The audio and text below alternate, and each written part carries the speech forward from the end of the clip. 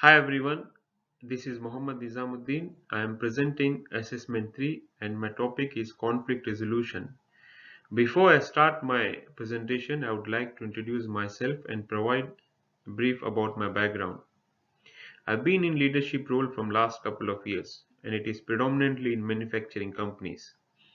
Currently, I'm working as production manager and leading a team of 50 employees consisting of team leaders, operators, technicians, and maintenance personnel. My definition of positive leader is simple, which is lead by example and practice integrity at all times. As a positive leader, we should always promote the core values of the organization and demonstrate our personal attributes such as optimism, resilience, efficacy, self-awareness, etc.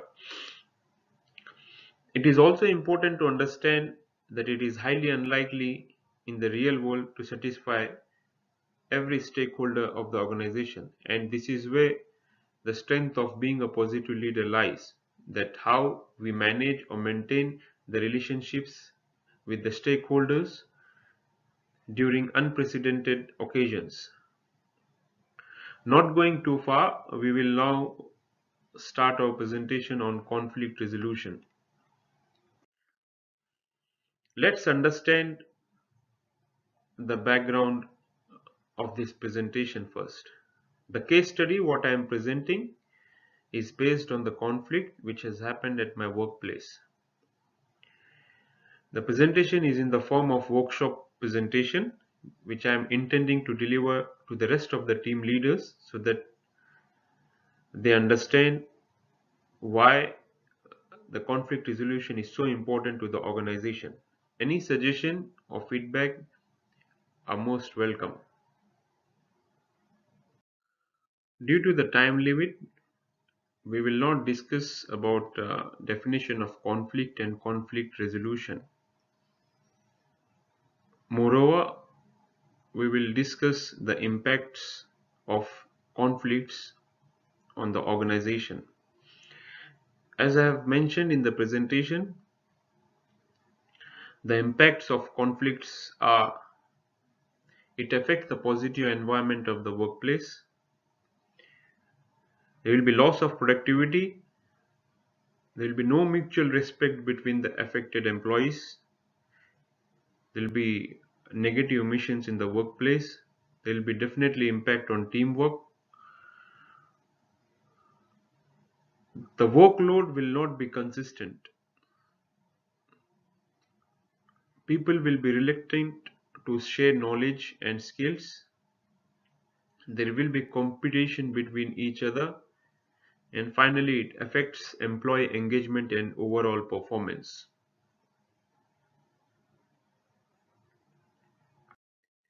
In the previous slide, we discussed about the impacts of conflicts on the organization. Let's understand the role of positive leader in conflict resolution. In this slide, I have linked the criteria of authentic leadership to the conflict resolution. The authors Luthans and Avelio, they have defined authentic leadership as a process that draws from both positive psychological capacities and a highly developed organizational context, which results in both greater self-awareness and self-regulated positive behaviors on the part of leaders and associates, fostering positive self-development. I found that there is no extensive evidence to show the relation between authentic leadership and conflict management. Yet, the four components of authentic leadership, which is effective workplace relationships, ethical practices, balanced processing, and self-awareness, facilitates to resolve conflict and promotes employee engagement in the workplace. As mentioned by the author Fisher in the article published in year 2000, the presence of emotional tensions and conflicts in the organization is one dimension of organizational environment. The leaders may help to release tensions, harmonize misunderstanding, and deal with disruptive behaviors.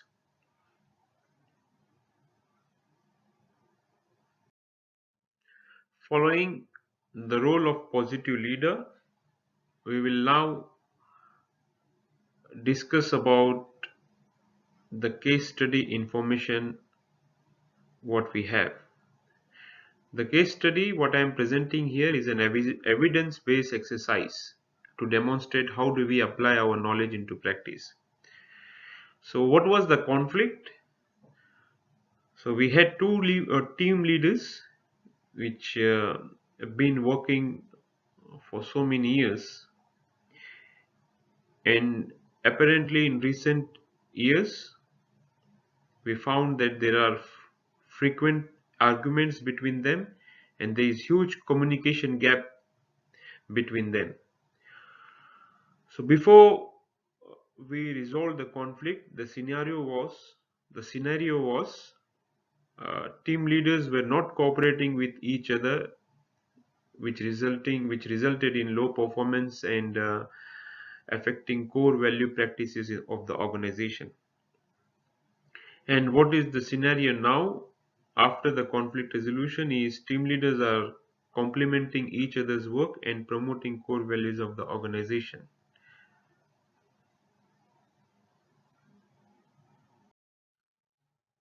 Going to the next slide, which is the theory behind the conflict resolution. As we all know, conflict resolution or management is done in many ways. It could be through leaders' experience or theory in practice in an organization. Different organizations follow different methods.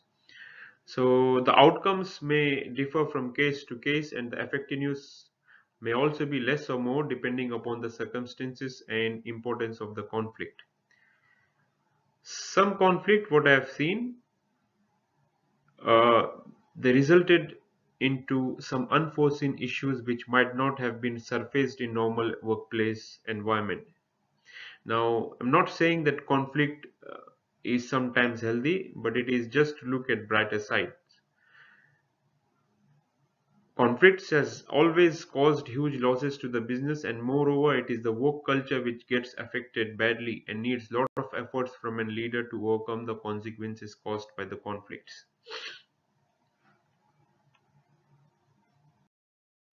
Moving on to the next slides, let's understand what prominent authors talks about conflict resolution. As I've mentioned in the presentation, the authors Revik, Seligman and McBride in the article in 2011, they've explained a 5-step model of assertive communication that can be used in conflict resolution. And they are: A. Identifying the parameters to understand the situation. B. Describing the situation objectively and accurately. C. Expressing the concerns. D. Asking the other person for his or her perspective and working towards an acceptable change. And finally, listing benefits to the situation and the relationship when the change is implemented. So much similar to this theory, what I use for most conflict is based on simple problem solving tool, which is shown in the next slide. So this is what I use for normal conflict resolution. We have 6-step process. And the first step is identifying the conflict. I'll note down the information regarding the conflict. Sometimes it is the team leader, sometimes it is supervisor. Then it is very important, the next step, we need to isolate the problem. We need to ensure both employees maintain safe distance until the conflict has been resolved, and if requires, we also need to change their work centers temporarily. Find the potential causes. So what triggered for the conflict? So this is very important that we gather as much as information uh, what we can get to understand the conflict. If necessary, we also need to record the witnesses' statements if required. In this step, we also need to do a one-to-one discussion between the manager and employee, and it is also important to have a one-to-one discussion with the respective team leader of the department. Then the next step will be to identify the potential root cause. So there will be a lot of explanation and causes for the conflict, but there will be only one root cause. So we need to find out that, and it is moreover, it will end up with systemic issue. So which is very important to resolve. And finally, we will implement the actions. We'll take necessary steps to avoid the conflict in future. So what is important in this step is any process which gets implemented has to be sustained for long term. And at last, we'll document the key learnings and communicate in the toolbox meeting without taking anyone's name. So it is since this conflict is on the shop floor. That is why I have mentioned that we need to discuss about this conflict in toolbox meeting. So sometimes we need to, sometimes we don't need, we don't have to. So the next slide talks about the impact on the employee. The conflict has often been more dangerous to the person rather than a business. This is where an individual psyche is being tested, and hence and continuous effort is required from leadership team to provide adequate resources for employee training periodically. So that what could be the trainings? It could be either personal skills or technical skills sometimes. Some of the authors which I have mentioned in the presentation, mm, they have stated that constructive conflict resolution helps leader to be able to learn from challenging work, from solving complex problems, and from leading a team, and that they use this knowledge to foster team communication and enhance a team performance. And I definitely agree with the authors that if we resolve the conflict properly, it will enhance the team performance.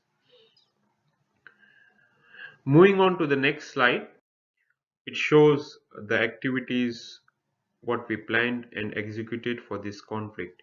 We started with writing up the information of conflict, including names, date, place, time, and witnesses.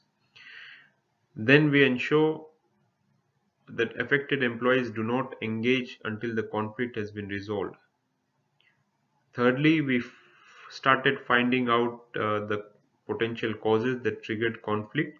Here we need to validate information to ensure the correctness. Then we conducted one-to-one discussion with both employees and recorded their statement. In this discussion, we should not come to a conclusion by saying who is right or who is wrong. This discussion will be just to understand their thoughts and allow them to express emotions. After this discussion, we had another one-to-one discussion with the supervisor,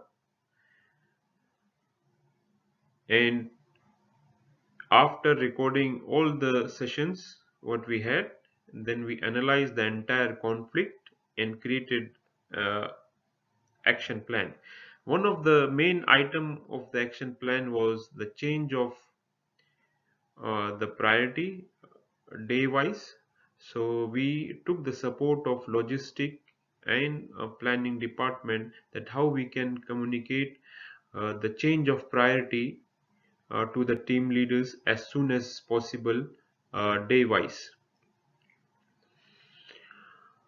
After that, we communicated the outcomes and what all the actions we planned and executed to the affected employees, and they were happy with the decisions what we made, and they agreed that the conflict what they had in the shop floor was completely unnecessary. We also gave some negative feedback to one of the employee, and we need to remember here any negative feedback has to be done in such a way that the person should not get offended. And after this entire conflict resolution, I had a training across the organization, and it is predominantly in manufacturing department. We have 5 different departments. I conducted a session to remind the core values of the organization as refresher. Moving on to the next slide now, I've just briefed what were the outcomes. So the resolution of this conflict has been effective so far. The team leaders are now cooperating with each other and also found to be complementing each other's work. This case study reflects the importance of leadership role in conflict resolution. Manager or supervisor requires high degree of social skill for a constructive conflict management and must be able to adopt the conflict management behaviors to a given situation. As stated by one of the author Knapp, sometimes it is important to confront conflict, and in other cases it is better to avoid conflict or accommodate. Conflict management research focus is centered primarily on the conflict situation and the person situation interaction. However, it is believed that conflict behavior is determined by both situational and dispositional influences. So I completely agree what the author has said here, saying that conflict behavior is determined by both situational and dispositional influences. Finally, what we are concluding here is the success of any organization is dependent on employees working in harmony to achieve its common goals, and hence leadership becomes critical to determine employees' actions towards the achievement of the organization goals. To function effectively at any level within organization, conflict management skills are important criteria. Therefore, being aware of the extent of conflict at various levels of an organization is crucial for the management of organizations. Here I conclude my presentation. Any suggestions and feedback are most welcome. Thank you.